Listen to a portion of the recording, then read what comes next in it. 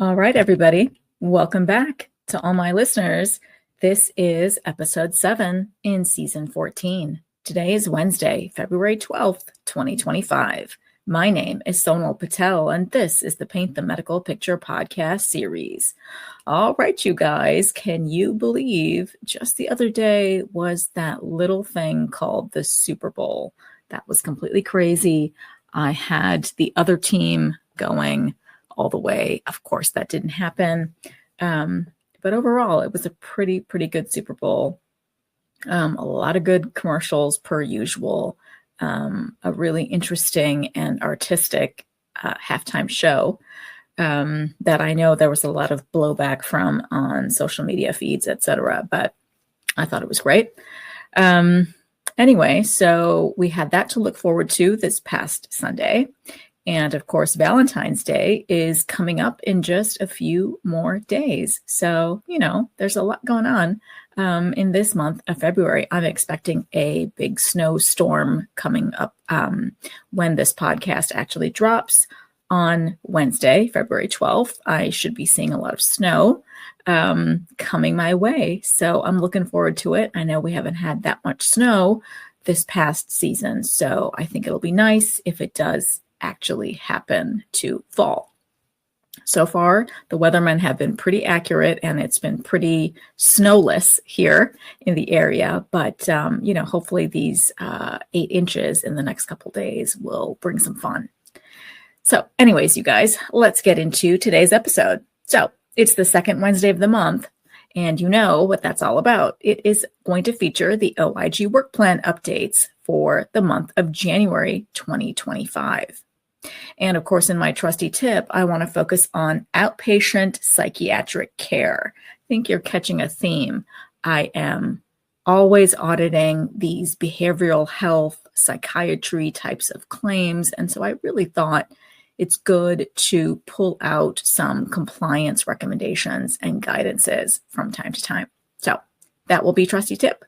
And of course, in my rounding out the episode, it's always something much more philosophical, right? And it's going to feature a remarkable quote on change by Nelson Mandela. Now, today's episode is sponsored by HCPro.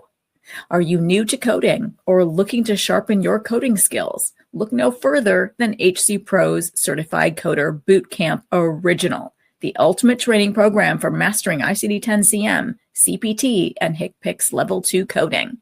This intensive course is designed to help healthcare professionals like you to develop a strong foundation in coding principles and guidelines. Whether you're coding for professional services or hospital outpatient settings, this bootcamp has you covered. Now, here's what you can gain. Number 1, a comprehensive understanding of ICD-10-CM, CPT, and HCPCS Level 2 manuals. Number 2, you'll also gain hands-on practice with over 500 coding exercises, real-world application at its finest. And finally, 3rd, you can also gain personalized instruction in small classroom sizes, ensuring you get the attention you need to succeed. Now, HCPro's next live in-person Certified Coder Bootcamp Original is being held in the great state of North Carolina in the city of Charlotte, and it will start on March 17th and runs through March 21st. Now, with more than 20 years of experience teaching coders, HCPro knows what it takes to prepare you for success. In fact, all of their previous course participants have rated the bootcamp at a 4.9 out of 5 stars. Now, as a special thank you for tuning in, HCPro is offering my audience 15% off of your registration for this bootcamp specifically. So simply use promo code SONAL15 at checkout on hcmarketplace.com. So don't wait too long. Take that first step towards your coding confidence and career growth today. Remember, use promo code SONAL15 because it will save you 15% on your registration. So let's get into Newsworthy, the month of January's OIG Work Plan updates. There's only a whopping 1 update made to the OIG Work Plan for the month of January 2025, but it's a meaningful one. Now, this is a really good thing because, as we know, throughout these years, I've been discussing the OIG Work Plan updates, and I'm glad and grateful that this is a slower month, because as the months go by in the year, especially July, August timeframe, there's likely to be 12, 13 updates that are made in 1 month. So we can take a breather. There is one update made for January 2025. And again, this one is meaningful. Now, it's titled Hospital Reporting of Patient Harm Events per CMS and State Requirements. Now, this report is expected from the Office of Evaluation and Inspections. Hospitals collect information about patient harm events to meet Medicare requirements to measure, to analyze, and to track adverse patient harm events. Hospitals are also required to report certain types of harm events to meet CMS program and state legal requirements. Prior OIG work found that hospitals reported few harm events to state reporting systems. And that's called the few adverse events in hospitals were reported to state adverse event reporting systems. And that is the title of the OEI-06-09-00092 report. Now, the OIG will determine the extent to which hospitals reported harm events as required per CMS and state requirements. The OIG will use harm events the OIG identified through medical review for the study adverse events in hospitals. A quarter of Medicare patients experienced harm in October 2018. Now, that's the title of AOEIE report number -06-18-00400 as the basis for this OIG review. Now, this is a supplemental product to the OIG's ongoing study that it is examining hospital identification of patient harm events. And that's in the OIG OEI report that is number -06-18-00401. And this final report is expected in fiscal year 2025. All right, and now it's time for my best practice tips in Trusty Tip. Now, you know I love sharing the different compliance recommendations from week to week on the podcast. And I am neck deep, as we know, in auditing behavioral health patient claims and psychiatric claims and records over these past several months. So I really thought that I wanted to share some facts from CMS's MLN educational tool on provider compliance. And I really know that a lot of my audience dedicates their lives to these types of claims because they work for these types of specific healthcare providers. So hopefully you guys will get a lot out of this compliance recommendation for today's Trusty Tip. So there's a lot at stake with CMS. For example, according to the 2023 Medicare fee for service supplemental improper payment rate and all of the data from that, the improper payment rate for outpatient psychiatry services is a whopping 13.5% with a projected improper payment amount of, and this is why I said whopping, $186.1 million. So there's a lot of improper payments out there for these outpatient psychiatry services. Now, the denial reasons for the 2023 reporting period were broken down to, number one, insufficient documentation accounted for 79.5% of improper payments for psychiatry providers. So let me say that again. The first reason for denial was something I see every single day, and it is insufficient documentation, which accounted for the very highest percentage of 79.5% of improper payments for psychiatry providers. Now, second, the other reason for number two was no documentation. That came in at 7.6%.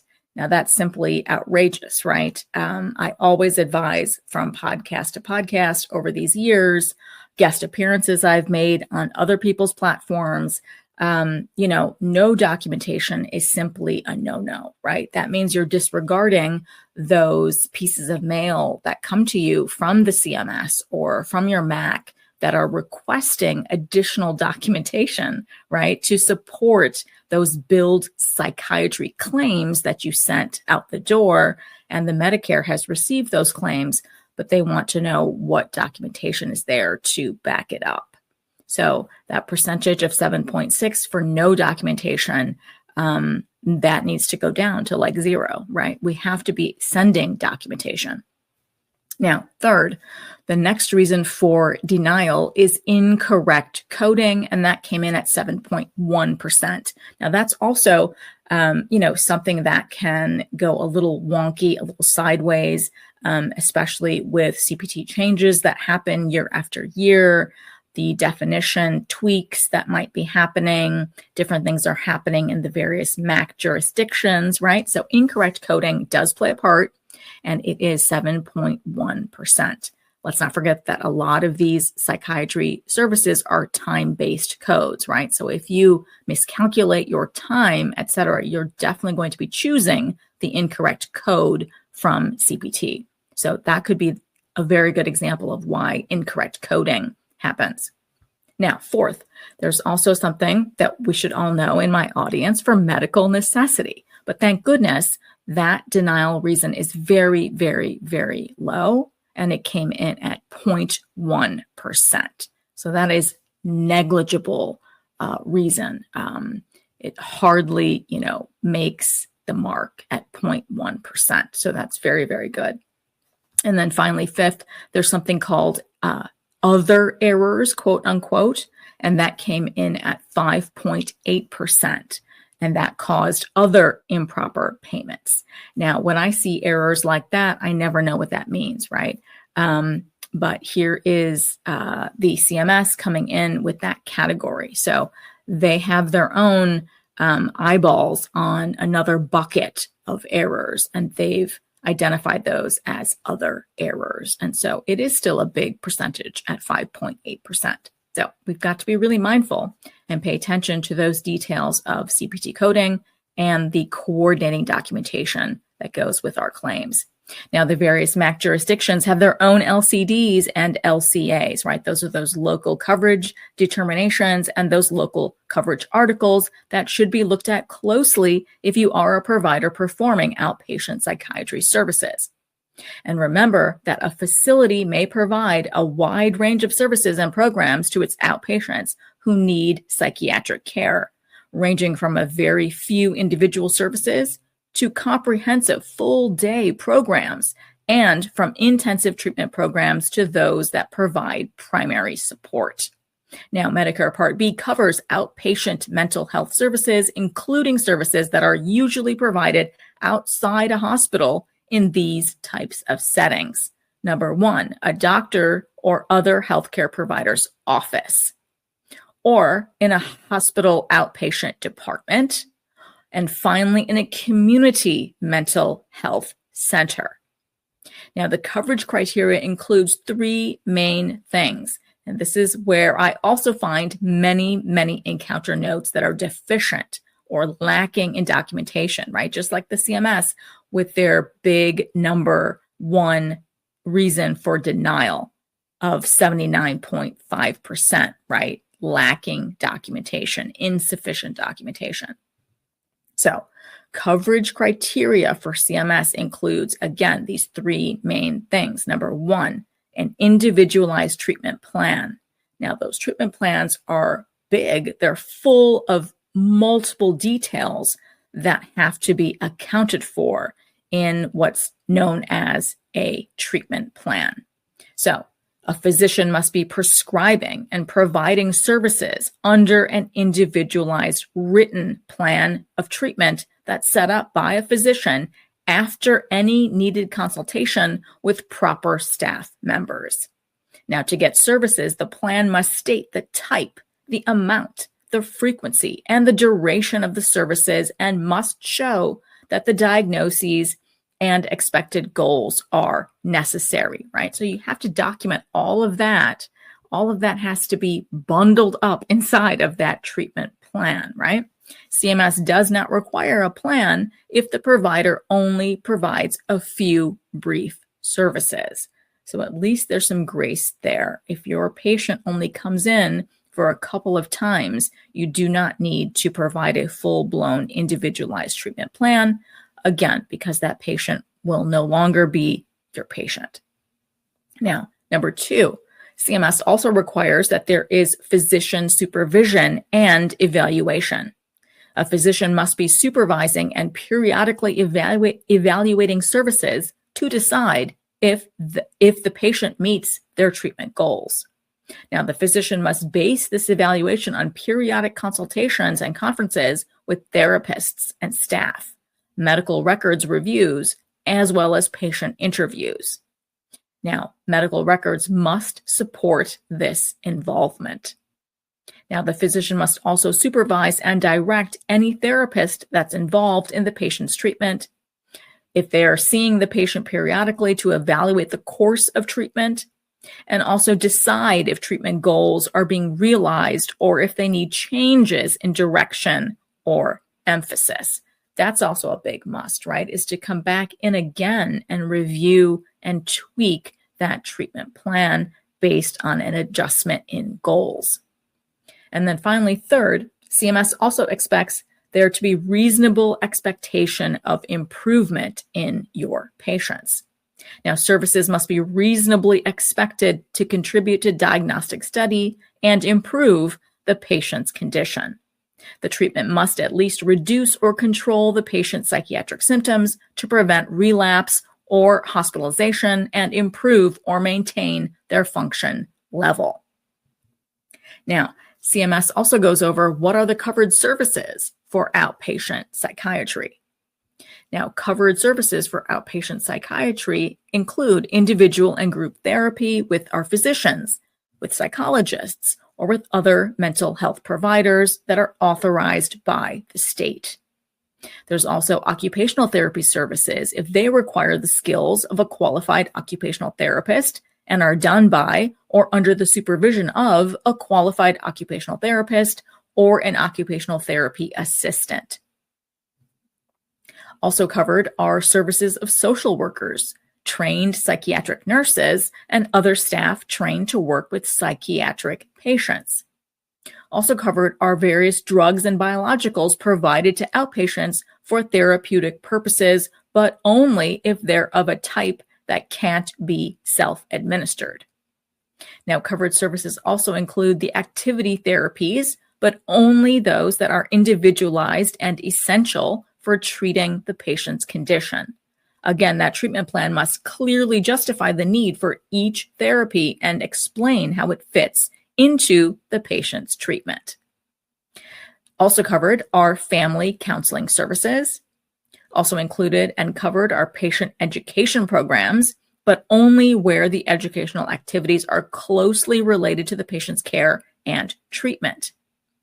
And finally, a covered service includes diagnostic services for diagnosing people who need extended or direct observation to decide functioning and interactions, show problem areas, and formulate a treatment plan. Now, moving on, what does CMS say about things that are non-covered, right? Those things called non-covered services. Now, these are non-covered services for outpatient psychiatric services. CMS has made a list. This is great. And I've also seen this in documentation in recent months that are no-nos. Meals are a no-no, and transportation are no-nos. So those are non-covered services. Some more include activity therapies, group therapies, or other services and programs that are primarily recreational or diversional in nature. Also non-covered are outpatient psychiatric day treatment programs that are entirely activity therapies. Also non-covered are our psychosocial programs. And finally, vocational training is also a non-covered service. And finally, CMS discloses what's going on with service frequency and service duration. Well, CMS says that there are no specific limits on the length of time that services may be covered. Many factors affect the outcome of treatment. Some are the nature of the illness, prior history, treatment goals, and the patient's response. If the evidence shows the patient continues to show improvement according to their individualized treatment plan, and the frequency of services is within accepted norms of medical practice, CMS may continue coverage. And if a patient reaches a point in their treatment where further improvement does not appear to be possible, evaluate the case in terms of the criteria to decide if continued treatment creates a reasonable expectation of improvement. So, best practice tips are always, please, after you hear my trusty tip today, go back and look to sections 70.1 and 70.2 of the Medicare Benefit Policy Manual, Chapter 6. There's so much more information on coverage criteria. And finally, I focus Season 14 Spark on change. I want this 14th season Spark to be filled with our world's thought leaders, writers, artists, philosophers, everyone who inspires us with their insights and their wisdom on change. So, in this week's inspiring quote in Spark is from Nelson Mandela. Education is the most powerful weapon which you can use to change the world. So very true, right? This quote reminds us that knowledge is everything. This quote inspires us to keep learning, to keep growing. If we want to make an impact, leave an impact for change. Education is a key factor in making change happen. I'm happy Nelson Mandela's spark burns brightly and still inspires so many. All right, you guys, that wraps up today's episode. So I know you guys all got your Super Bowl fix on Sunday. Whichever way it went, hopefully you won some money on the bets you placed, and hopefully all of you that picked the Eagles came out for the richer. I hope you guys ate some great game time snacks and watched all those advertisements like I did. Hilarious, as usual. Now, don't forget that Valentine's Day is coming up on Friday, so I hope you've got plans with your sweetheart, with your gal pals, with your kiddos, with your pets, whatever it is. It's simply a day for love, so just enjoy it. Thank you guys so much for listening on today's episode, and I hope every week with me brings you closer to helping your providers paint a masterpiece. See you next Wednesday.